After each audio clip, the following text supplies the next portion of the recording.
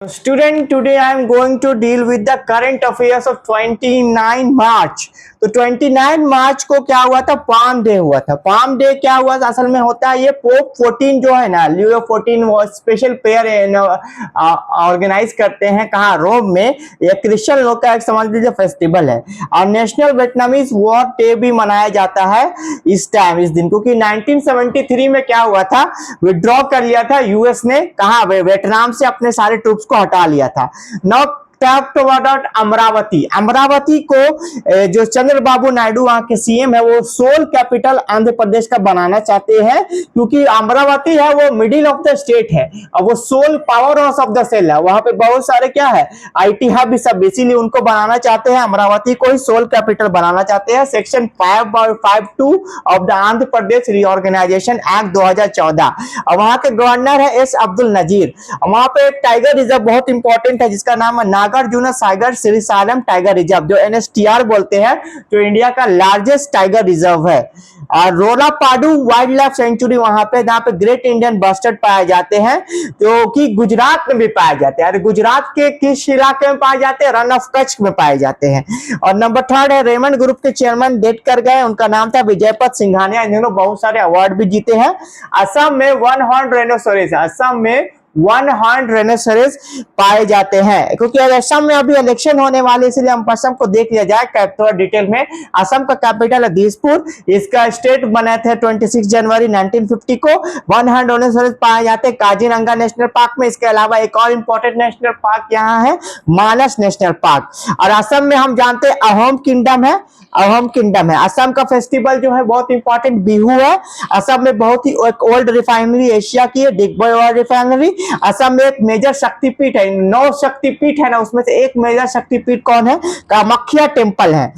असम में एक बहुत इंपॉर्टेंट जगह आइलैंड है, मजूली आइलैंड, वर्ल्ड का लार्जेस्ट रिवर आइलैंड। ये बहुत इंपॉर्टेंट सवाल है, ये डिगबोई वाला और मजूली आइलैंड कहाँ है? वर्ल्ड लार्जेस्ट रिवर आइलैंड है। अच्छे शेयर, असम जो शेयर बाउंड्री करता है किसके साथ? भूटान और बांग्लादेश का। और असम को हम लोग बोलते हैं gateway to north east India, मतलब नॉर्थ ईस्ट इंडिया के जाने का एक रास्ता है, एक वे है। अगर असम में कुछ दिक्कत आ गई तो हम लोग इंटर नहीं कर सकते नॉर्थ ईस्ट इंडिया में।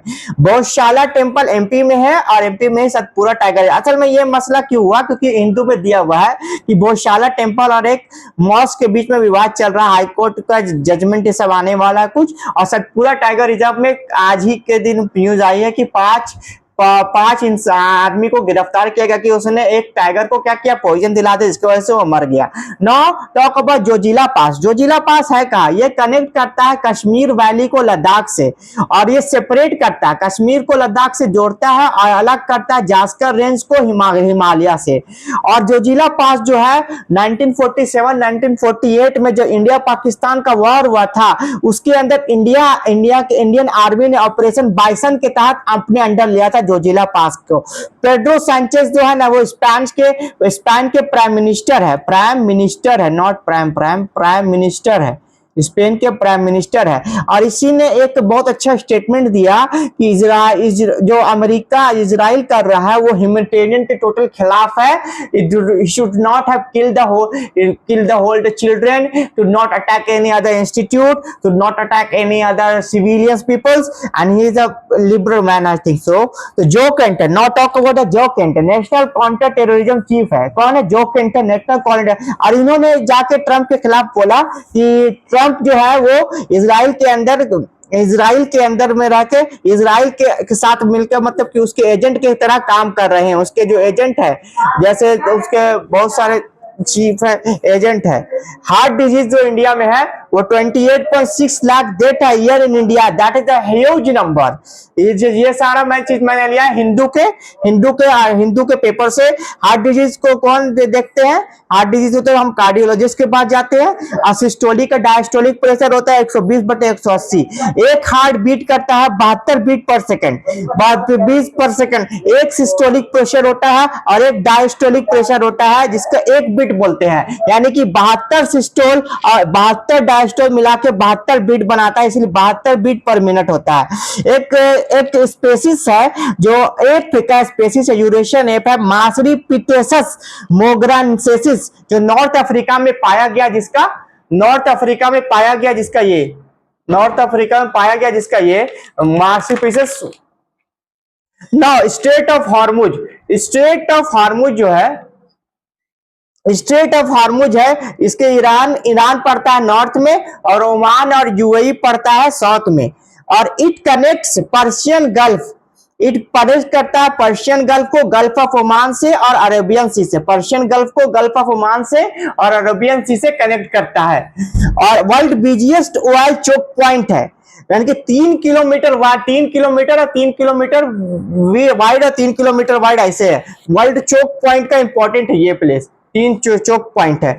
20 to 30% वर्ल्ड ऑयल का ट्रेड यहां से होती है और 20 to 30% वर्ल्ड, इसीलिए क्या कर रहा है, इसको ईरान एज अ हथियार यूज कर रहा है अपना, कि अगर हम ऑयल ट्रेड, ऑयल का रास्ते, ऑयल को अगर नहीं जाने देंगे, हालांकि इंडिया के साथ को कंप्रोमाइज, अभी 2-3 जहाज भेजे हैं, पाकिस्तान के भी 2-3 जहाज को अभी जाने दिया है, अगर इसको चोक कर देगा तो पूरा का पूरा वर्ल्ड मार्केट में इकोनॉमी बर्बादी के तहत है, प्राइसेस इंक्रीज हो जाएंगे, क्योंकि ऑयल के वजह से सारे के प्राइसेस घटते हैं, बढ़ते हैं, ट्रांसपोर्टेशन कॉस्ट बढ़ जाएगी, एलपीजी की भी किल्लत हो गई है, अभी फर्टिलाइजर का भी किल्लत होना बाकी है।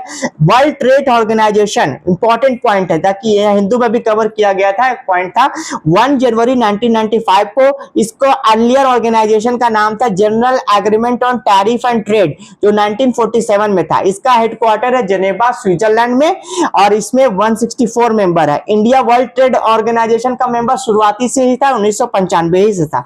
इसके बहुत इंपॉर्टेंट जो एग्जाम में आने वाले सवाल है ये, इसके जो डायरेक्टर जनरल कौन है, गोजी ओकोंजो इविला, जो है कि नाइजीरिया की, गोंजी ओकोंजो इविला जो नाइजीरिया की है, और ये फर्स्ट वुमेन और फर्स्ट अफ्रीकन है to become the director general of world trade organisation की, फर्स्ट वुमेन और first African to become the director general of WTO। और 14वां है खबर आपकी है कि आरसीबी ने कल डिफीट किया था एसआरएच को 6 विकेट से। Player of the match Virat Kohli got 69 run.